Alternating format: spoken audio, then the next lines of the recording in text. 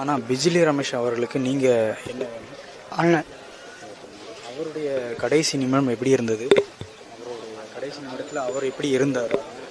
வயிறுலாம் வீங்கி போச்சு, கால் வீங்கி போச்சு. ஹாஸ்பிட்டல்லேருந்து எடுத்து வந்தாங்க. ஞாயிற்றுக்கிழமை கடைசியாக ஒரு வார்த்தை பேசினேன். எங்கே போகிறேன்னு கேட்டாப்புல, வேலைக்கு போகிறேன்னு சொன்னேன். அவ்வளோதான், அந்த ஒரு வார்த்தை தான். அவருடைய இழப்பு உங்களுக்கு ஜீர்ணிக்க முடியாத இழப்பு. அவர்கிட்ட கடைசியாக பேசின வார்த்தைகள் ஏதாவது? அதுதான் அவர் கேட்ட வார்த்தை இதுதான்.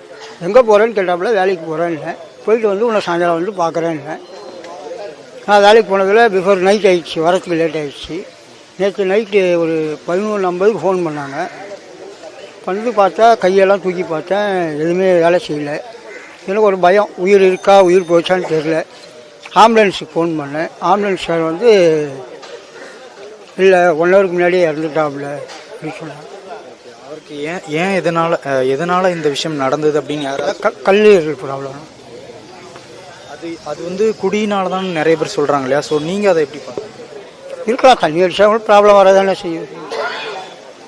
நீங்கள் என்னைக்கா சொல்லியிருக்கிறீங்களா குடிக்காதீங்க அதிகமாக அப்படி? அது சொல்லுவோம், எல்லோரும் குடிக்கிறது தான். ஆனால் லிமிட்டாக குடித்தா அது பிரச்சனை இல்லை. கொஞ்சம் நிறையா குடித்தா அது ப்ராப்ளம்.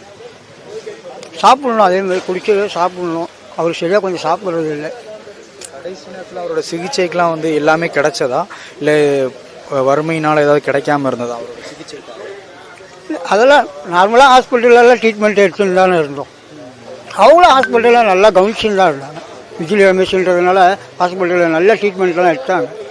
டாக்டர் மேலேயும் குறை சொல்லக்கூடாது. முடிஞ்ச அளவுக்கு அவங்களும் போராடி பார்த்தாங்க. அவருக்கு என்னென்ன மாதிரியான சிகிச்சைலாம் வழங்கப்பட்டதுண்ணா? என்ன மாதிரி அவருக்கு ட்ரீட்மெண்ட்லாம் கொடுத்தாங்க? அவருக்கு சாப்பாடு ஆதாரம் இல்லை. ஃபுல்லாக குளுக்கோஸு, ஊசி, ஃபுல்லாக அதில் தான். அங்கங்கே ஊசி குத்தியே அது பாதி இதாகிடுச்சு.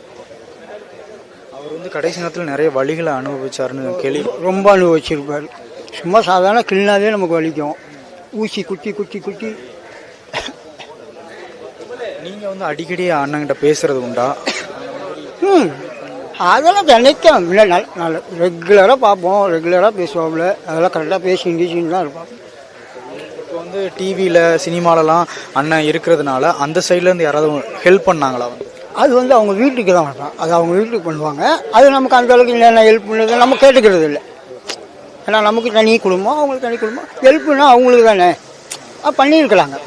அதெல்லாம் இல்லை, குறை இல்லை, பண்ணுறாங்க. அது எவ்வளோ என்னன்றது நாம் கேட்டுக்கூடாது இல்லை, கேட்க மாட்டோம். இப்போ இவர் இறப்பு செய்தி கேட்டு சினிமா துறையில இருந்தோ இல்லைன்னா அவருக்கு வேலை பார்த்த இடங்கள்ல இருந்தோ யாராவது சொன்னாங்களா? இன்ன வரைக்கும் எதுவும் ஃபோன் வரல. இல்லை, ஒருவேளை அவங்களுக்கு ஃபோன் வந்திருக்குமா, பேசுனாங்களா இல்லையான்னு எனக்கு தெரியல. ஆனால் ஃபோன் பண்ணியிருக்கலாம், வந்திருக்கோம். அப்பாவோட இழப்பு வந்து ஒரு பெரிய இழப்பு. ஸோ கடைசி நிமிடத்தில் என்ன நடந்துச்சு? அவர் எப்போ இறந்தார்? நேற்று நைட்டு ஒரு 10 o'clock அந்த மாதிரிக்கு தவறிட்டார் போல். நாங்கள் 12 மணிக்கு அந்த மாதிரி தான் பார்த்தோம். 12 மணிக்கு அந்த மாதிரி தான் வந்து பார்த்தோம். அதுக்கப்புறம் ஆம்புலன்ஸுக்கெலாம் ஃபோன் பண்ணி வர வச்சு கூப்பிட்டோம். வந்தாங்க, பார்த்தா உயிர் இல்லைன்னு சொல்லிட்டாங்க போல். அதுக்கப்புறம் எல்லாம் திருப்பி வச்சு பார்த்தா, கையெல்லாம் வச்சு பார்த்தா நுர தள்ளிடுச்சு. அப்பயே முடிவு பண்ணிட்டோம் உயிர் இல்லைன்ட்டு. அதுக்கப்புறம் எல்லாருக்கும் ஃபோன் பண்ணி வர வச்சோம். கடைசி நேரத்தில் அப்பா ஏதாவது ரியாக்ட் பண்ணார், ஏதாவது பேசினார்? அவங்க என் மடியில் வந்து படுத்தார், பத்துக்கிறேன்னு சொன்னார். ஜூஸ் கேட்டார், ஜூஸ் வேணும் தான் எங்கள் அவள் தான் இருந்தது. மற்ற விஷயங்கள் எதுவுமே பேசலை. அவருக்கே தெரிஞ்சிட்டா கடைசி நேரத்தில் நமக்கு முடியலை அப்படிங்கிற? அவருக்கு தெரிஞ்சனால தான் அவங்க அம்மாவை பார்க்கணுன்னு சொன்னார், அவங்க அண்ணன் தம்பியை பார்க்கணுன்னு சொன்னார். அதனால தான் சொன்னார். அவருக்கு முன்னாடியே தெரிஞ்சனால தான் நான் அம்மாவெல்லாம் பார்க்கணும், என்னம்மா எப்போம்மா வரும், நாளைக்கு வரணும்னு சொன்னேன். சரி, நான் அப்படியே சாப்பிட்டு படுத்துட்டார் போல். அவள் தான், அதோடய எஞ்சிக்கல. அப்பா கூட கடைசியாக பேசினது ஏதாவது ஞாபகம் இருக்கா உங்களுக்கு? அதான் டெய்லியும் தான் பேசின்னு இருப்பேன். அவர் ஏதாவது உங்கள்கிட்ட ரொம்ப அன்பாக பேசுகிற விஷயங்கள் ஏதாவது? முத்தெல்லாம் ஹாஸ்பிட்டலில் முத்தெல்லாம் கொடுத்துருக்காரு. போயிட்டு வாங்கினு போய் ஐஸ் ஜூஸு எல்லாமே வாங்கினு போய் கொடுப்பேன். லாஸ்ட் நேரத்தில் அவருக்கு என்ன மாதிரி ட்ரீட்மெண்ட்லாம் கொடுத்துக்கிட்டு இருந்தீங்க? ஊசி அந்த மாதிரி தான். ஊசி, இது அந்த டியூப், மூக்கில் ஒரு டியூப், அதெல்லாம் நரக வேதனை தான்.